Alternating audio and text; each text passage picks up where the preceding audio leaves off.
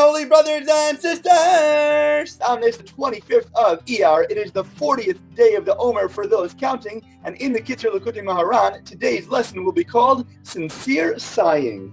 This is teaching number 109, Anacha Dik Holy Sighing. Holy sigh is something very precious indeed. This is because when a person sighs over the fact that he is far from holiness, he thereby severs himself from the rope of impurity, from which his soul has been drawing its vitality, and is connected with the rope of holiness. Conversely, when a person sighs over some physical desire or lust that he longs to satisfy, he thereby moves from the rope of holiness in the opposite direction, God forbid. We know that one is led in the path that he wishes to follow. Whether we can or cannot do it right now, we should at least desire more holiness. The sighing that a person sighs over his sins or over his insignificant spiritual achievements is more beneficial than many acts of mortification and fasts. Teaching number 110. The Torah is a spiritual entity, and spiritual things do not occupy space. We know that the ark inside the Holy of Holies was actually bigger than the space that it had to fit within. If you measured it and measured the poles and the actual box, and then you measured the room itself, there was no way it could physically fit into the space, but every single moment it did. We also know that every person that comes to the temple, that we will all be able to fit inside the walls, and even though there's going to be so many more people than actually the space can occupy, it will still work, because there's no limitations when it comes to spiritual matters. And when we take something physical and elevate it spiritually, we can break free from everything, and there are no bounds into which we must be forced to fit. Therefore, a person whose actions are pure and virtuous, and whose intellect is spiritual, is able to grasp the entire Torah without forgetting anything.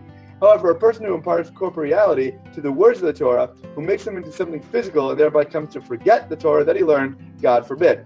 Teaching number 111. The initials of the words, the head of the children of Israel, Rosh B'nai Israel, from Exodus 30:12, form the acrostic of Rabbi, which is Resh, Beis, and Yud, my teacher. Conversely, the initial letters of the word, the wicked will be obliterated in darkness, Rasha'im B'choshech Yidamu, also form the acrostic Rabbi, Resh, Beis, and Yud. Teaching number 112, the main practical teaching that emerges from this lesson concerns the great exaltedness of the words that are spoken with sincerity and truth during prayer, and that through this, God himself radiates his light for a person so that he can see the openings in the impurity that surrounds him, and thereby go out from darkness to great light. It is further explained that a person of intelligence and understanding should pray all his days that he merits once in his life to utter one word of truth before God as is fitting. It is also stated here that with the advice presented in this teaching, a person can be a truly righteous Jew all his life. This is because no matter what, a person can rejuvenate himself and fortify himself with the truth, since truth is the light of God himself, and even all the darkness cannot block him out. From Psalms 139:12, for there is no impurity or evil force in the world that does not contain openings through which a person can lead them. There is always hope that we must have. It's just sometimes that the person does not see these openings due to the great darkness that prevails there. But through the truth, God himself radiates light for a person, and even in the depths of his fall, the person merits to see and to find an opening of hope by which to go out from the darkness to light and to truly draw close to God at all times. There is always a light at the end of the tunnel, no matter where we are, no matter where we've been, no matter what we're stuck in now, or no matter what we think holds for the future. We can always know that there's a light there, and we can find God everywhere.